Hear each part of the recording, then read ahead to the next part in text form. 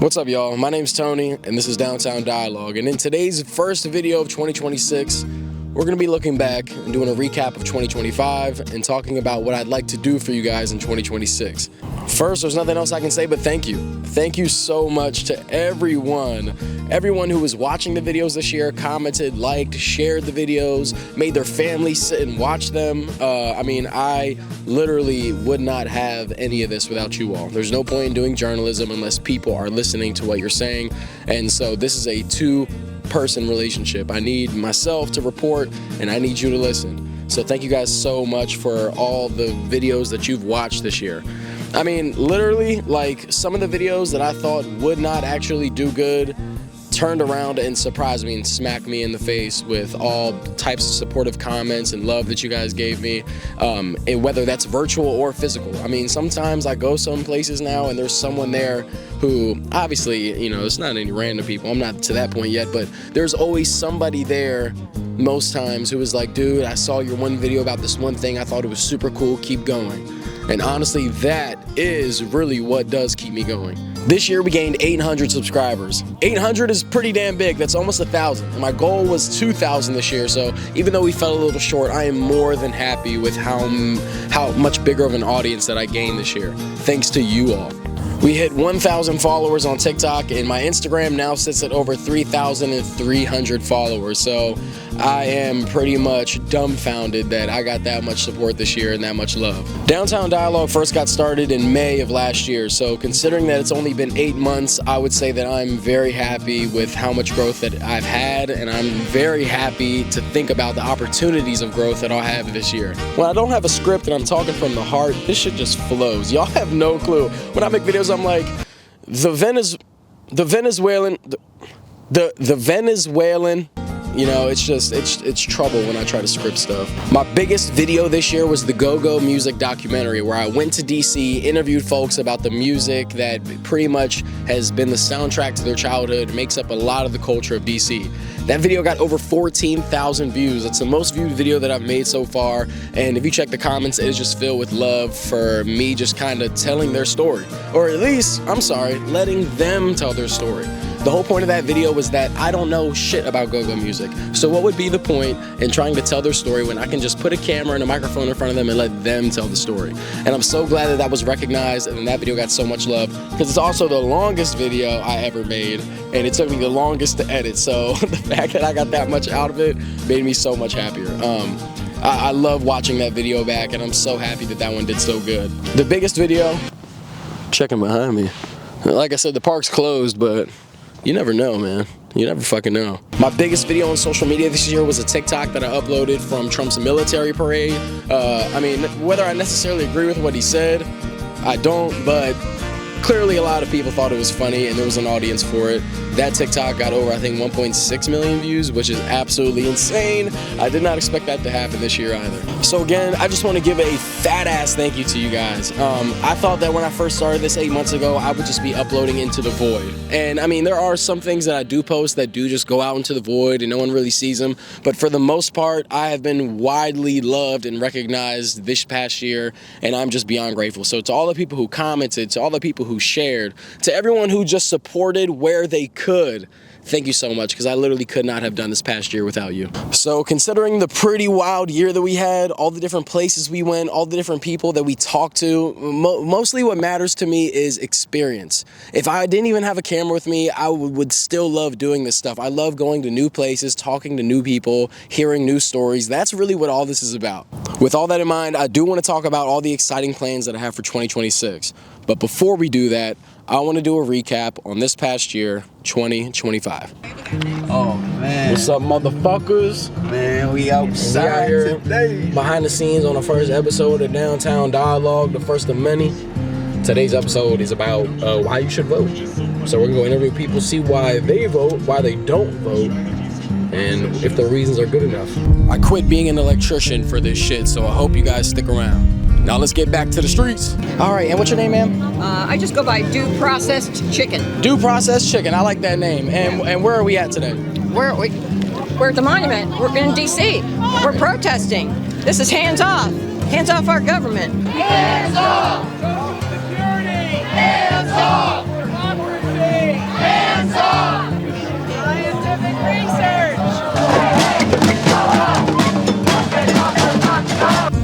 racetrack has looked like this largely for the last 20 years. I want to know why. It's part of history, it's part of Bowie, it's part of Bel Air Mansion. We had a little statue of him right here. And I'm standing where he stood, where he took a shit, where he came back to rest after he was done kicking ass. This is where he stood. With this in mind, I decided to have a sit down with a member of the task force and the head of the City of Bowie Development to discuss this final meeting, the Bowie racetrack, its progress and planning, and where we stand today.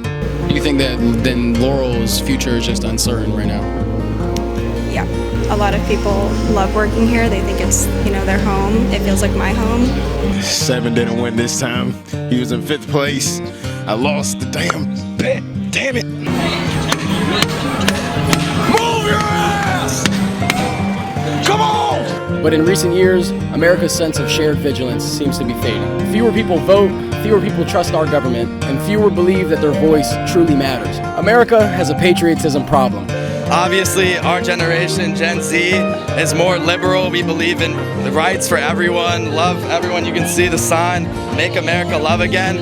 I think that's why people feel like they're alienated by America, but we're out here reclaiming it. So my first question, actually, hold on, let's watch out for this. We got Uncle Sam coming through. Holy shit, that's Uncle Sam. Uncle Sam, say hello. Howdy. Hope you're having a good evening. If we have a new identity of patriotism, we have a new way of being patriotic, what do you think that should look like? Loving each other, finding common ground with people you disagree with. Don't just dismiss people that you disagree with because you don't agree with them. Like, embrace the person that you don't agree with and find out where your common ground is. That's the best way for us to come together and reignite patriotism. Is we gotta find where we're together, not focus on where we're apart. Tell me about your idea of exposure and why that's important. Okay, exposure is important because people are scared of things they're not exposed to, right? So like, for example, you're gonna be scared of dogs because when you were a kid, you had one experience with a dog and it almost bit you because it was a wild ass dog. And now you 7, 8, 9 years old, still scared of dogs, tell mommy keep the dog away. Or let's take it to an even more real experience. You down in North Carolina, your whole family's white, everybody in school is white, and everybody down there is Republican. You don't get no more outside views than that. You need exposure to different views, different people, different culture, different experiences, period, or else you're gonna grow fear, and fear grows resentment. You know what I'm saying? Because you just don't know.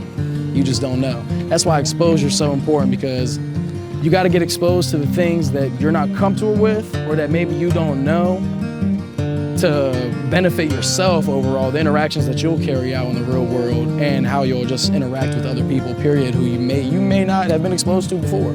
But it's one thing that DC's also known for, go-go music. So get comfortable and turn your speakers up, because this ain't a documentary about music. This is go-go. So I'm Reverend Tony Lee, the pastor of Community of Hope AME Church. My name is Frank Farami. My association with go-go music goes far back as, I would say, 5th grade in elementary school. Well, Felix Stevenson is the government. They call me Chiefy. And so I was slipping and sliding, hanging uptown with my cousins on the block, getting into that type of activity. But I had to go to practice, or we would go out of town every week, or I had to go play a show every Friday, every Thursday, all the times where the scene get heightened. I got out of there and I would come back like, yeah, what you call it, got shadowed, they jumped out on us and that. So personally, I know it saved my life. And then I had something to look forward to and strive towards other than to get 2 keys. And you know what I'm saying? That was just something to do on the side to try to pay these bills until this kick off. I think for the ones that, stuck with it and escaped that trouble, it definitely saved their life and allowed them to come to be a testimony to save, for us to try to help save some more kids with music. Hey, it's your girl Top Notch Fowler, and I have a very special guest on tonight. And guess who I have? Who do I have? Tony from Downtown Dialogue. Okay, Tony. All right, we about to get this interview started. Okay, so tell us a little bit about yourself, Tony. All right, so like I say, my name is Tony. I'm the host of Downtown Dialogue, which is supposed to be kind of an underground news source. Just yesterday, Donald Trump invoked a section of the Home Rule Act of 1973, which essentially means that the federal government can take control of DC in a time of a health emergency. What public safety emergency, you ask? Well, real. Donald Trump has claimed that DC is one of the most dangerous cities in the entire world. Not exaggerating, he said that shit. To attack encampments due to the weather. I almost died in the winter. I'm fighting the government within the government, and they control our government. Can I be crude? Of course. Americans are taking it up the ass without lube. Like, you do not have the right to be hopeless. And you have the right to be patient and to be radical. Because you don't know what people are going through. Can I give you a hug? I don't want to make it uncomfortable. Oh my God, that's so sad. I'm so sorry. Yeah, I'm sure. Can I say one thing on that note? Come on, brother. You can be here. You can be here. I just want to say, next Tuesday, 6:15, come to the National Mall, watch the Busters bust all over these kickball teams. Whoa! What are your thoughts on MPD becoming feds now? What's MPD? MPD is like Metro Police. That's like the DC Police Department. They're feds now, basically. They're basically feds now. I don't like that one bit. Because, you know, MPD, Metro Police, they're feds. Yes. Because I'll be on the Metro, drinking. I don't know if you got to cut that out, but like, you're good, bro. This ain't NBC, bro. You're good. About to bring my man Tony to the stage, man. Talented young brother, man. So we can get to know him a little bit. What's happening, family? What's happening, Chief? What's happening? How you feeling? Hey, man, pretty good. Busy, right? What's up, y'all? It's Tony, and today we're going to be exploring one of the most badass, coolest, niche, and possibly whitest sports you might have never heard of: extreme boat docking. My name's Derek Boy. I've been boat docking for about 30 years. I work on the water also. We have a bigger boat we work in every day. Why are you here today? What about boat docking brings you out here? It's exciting. It takes quite the high level of skill to be able to, at a high speed, dock your boat. And my next question for you is, how many drinks you plan on having today? Well, who's counting? Extreme boat docking! I'm sorry. Danny Hadley out coming in trying to beat it. Oh, look at this.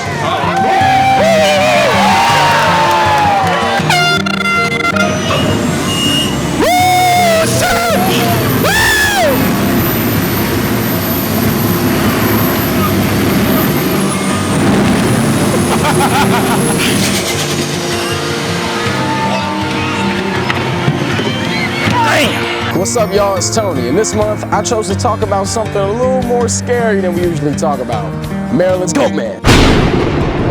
I'm trying to tell you, man, it's spooky season, man. Y'all better get right. In this special Halloween edition of Downtown Dialogue, we're gonna find out what Goat Man really is, where he supposedly comes from, and later in this episode, we'll be going to the locations he's most known for in Bowie, Maryland, to see if he still resides in the shrinking forests around this old rural town. So now, you know who and what Goat Man is.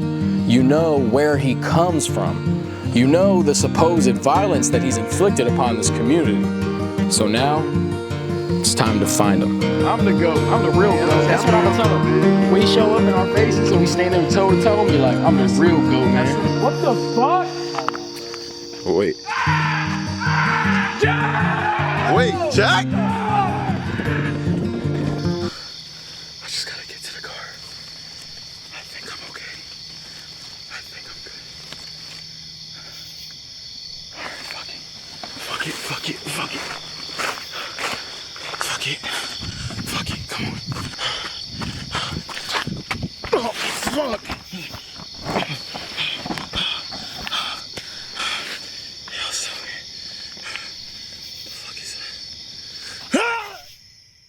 Now, while this year was pretty big for me on the channel, this year was also very big for me personally. Just this past October, my first son was born into the world. His name's Aubrey, and he's a gift that just keeps on giving. Honestly, I think that he is truly changing me for the better, and I'm so very excited to call myself a father. I also started a new career. Many of you guys may not know this, but I'm very deeply into cars. I love cars with my whole heart and soul, and so the career that I chose to pay the bills while journalism takes off is to be a Chevrolet mechanic. I'll be working in a dealership as a technician, fixing up people's cars. That's something that I love to do in the meantime, so hopefully I can do that for a while and eventually come to you guys full time. Another big achievement was I got my license back. Yeah, my driver's license. It was suspended for an entire year. The whole year of 2025, every single video that you saw, my license was suspended. Okay, I had people driving me back and forth from locations to go interview people, to go talk to folks. I mean, literally, I would not have been able to do any of these videos in 2025 if it weren't for all my friends. So shout out to Tyler. Shout out for being my cameraman. Shout out to Jordan for driving me around and being my cameraman. Shout out to Patrick for driving me around and being my cameraman. I mean, they were there for everything. And also, Patrick does have a channel. If you want to check him out, that's his channel right there. Link is in the description. Please go check it out and subscribe to him. He does a lot of commentary content, so if you like to sit down for long form content, I recommend that you go check his stuff out. I also want to thank my sister Frankie. Okay, Frankie also was driving me around a lot of places, making sure that I was able to get to interviews on time. I wouldn't have been able to do it without her either. And lastly, my girlfriend Melanie. Melanie was also a camera lady in some instances and did a lot of driving me around. So, like I said, I wouldn't have been able to bring you guys any of the content that you watch us here if it weren't for those people. So now that I have my license back, I'll be able to do more things. I won't have to rely on people so much, so maybe I'll be able to get out more and go to farther places. But thank you to you guys, because I literally would not have been able to do this year at all if it weren't for y'all. And lastly, for Christmas, I got a brand new PC.